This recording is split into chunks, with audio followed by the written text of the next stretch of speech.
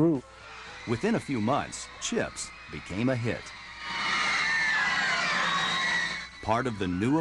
There were a whole disco craze at roller rinks. We did a whole show on roller disco. And we did the Battle of the Bands. We were always the hottest thing going. Estrada's Latin lover looks that whipped women into a frenzy. A really glamorous, good-looking one who was young and funny.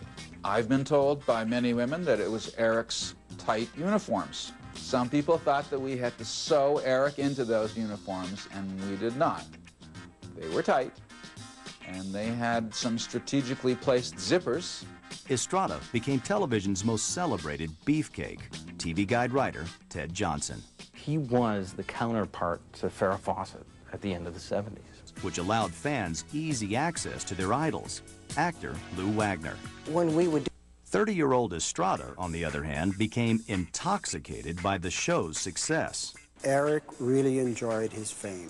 He loved it. He played it for all it was worth. It was like, you know, being in a candy store during the 70s doing a television series, especially an action-packed series like this, with motorcycles underneath you and the most beautiful women. Executive producer Cy Shermack.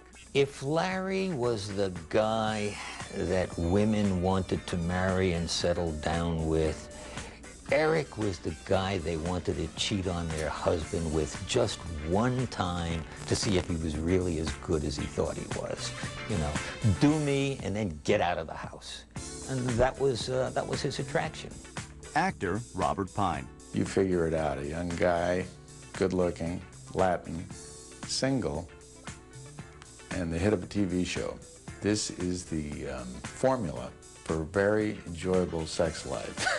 Stunt coordinator Paul Knuckles. He had to put a revolving door in his motorhome.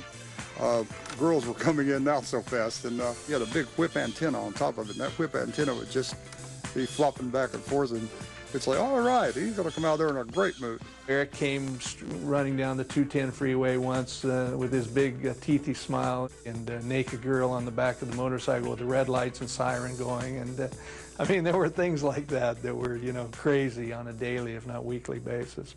Wilcox was being overshadowed by his co-star. The fact that my wrist, I punctured both lungs and collapsed them and cracked 12 ribs. I got this big scar under here because of it. Estrada's painful recovery lasted 6 weeks. Once again, the enormous publicity surrounding Estrada fueled the fires of discontent. Associate producer Randy Torno. As Erik's fame grew more, and Larry's fame... For Erik's, could you just see Larry Wilcox doing a Saturday Night Fever disco dance? In August 1981, NBC contacted Olympic gold medalist Bruce Jenner after Erik Estrada failed to report to work. Erik, you know, went off the set and was going to shut production down or something, and so they called me and said, we got to keep production going, so boom, you're in there with Larry. Although Jenner had little acting experience and big shoes to fill, he eagerly accepted the role. After going through the pressure at the Olympic Games just a few years earlier, this was nothing.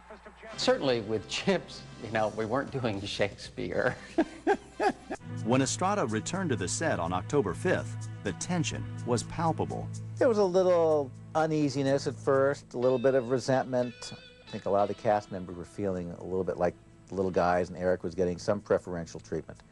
After 3 more episodes, Bruce Jenner left Chips, and Erik reclaimed his role as Larry's sole partner. Estrada was taking home a hefty paycheck, but he paid a price. The Hollywood community branded him as difficult.